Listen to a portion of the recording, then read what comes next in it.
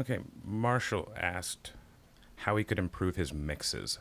And that's a really broad question. And I was trying to think of something that is an equally broad answer. And I thought of pink noise.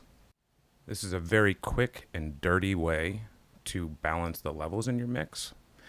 I'm going to take a dead simple approach. I'm not going to get into any of the science behind this, except for just to lightly touch on it. This is basically what it comes down to. First of all, what is pink noise? Pink noise is a noise where each octave has equal amount of power behind it. Another way of saying it's balanced. And that's the same thing we're doing when we're mixing. We're trying to make a very balanced track. So how can we actually use pink noise to help us set our levels?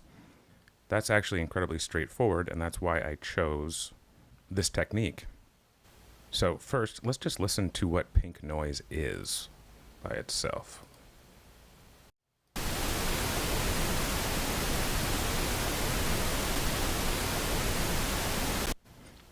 Okay, I imagine you're saying, doesn't sound like it has anything to do with music.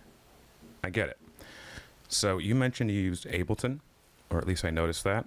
In Ableton, there's a guy called Spectrum right here. And you're going to want to put this on the master. And if you notice, I have changed the values here underneath block and refresh. Just set those to match the same.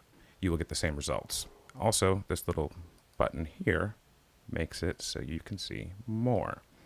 So again, let's listen to pink noise and also look at what it is doing across the frequency range.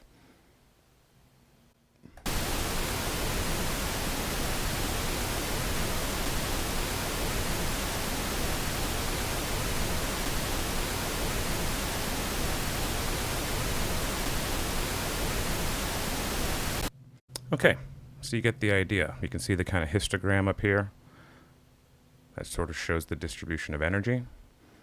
And what we're going to do is essentially go through track by track, bring the volume down first, and then back up until we can just barely hear it above the pink noise, and then back it down just a tiny bit more.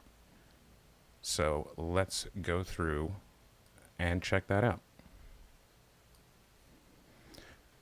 So I got my pink noise here, and I've got a little drum part here. Let's get started.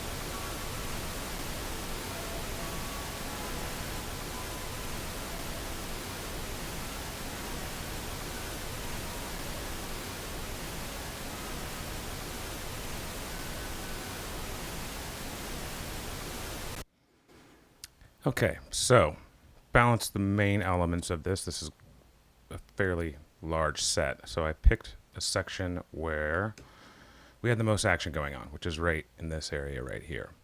But on this right here, where the backing vocals are, it's only in there for just a second. So I am going to loop just this part while I set levels for that. Back over here, and here's my backing vocals. I only have the two. The third one's actually in a different part of the song. And let's check those out.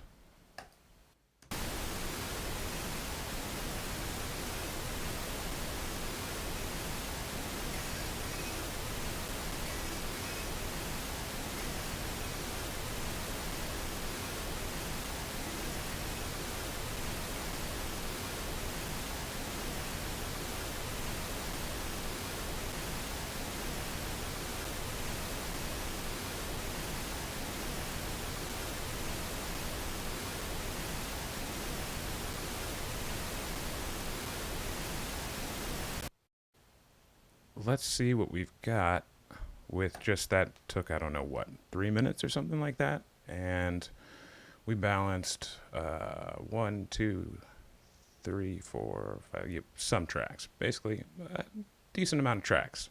And let's see what the mix sounds like. Again, this was arguably not really done by ear, except for just to hear how much I needed to bring it down. Okay, so let's loop that section that we were working on. Just quickly balanced out everything according to the pink noise. And let's see how the final mix sounds now.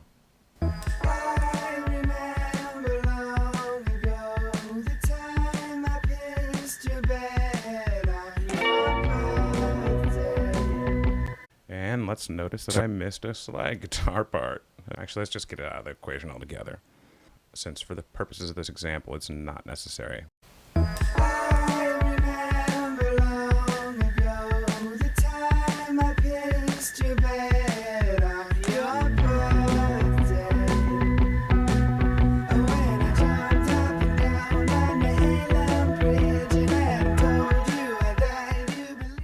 This is obviously, like I said, a very quick and dirty way to get this done. However, since you did ask, this is one thing you can do. The only other thing I would like to mention is when we were talking about the spectrum right here, and we were matching it to pink noise in this case.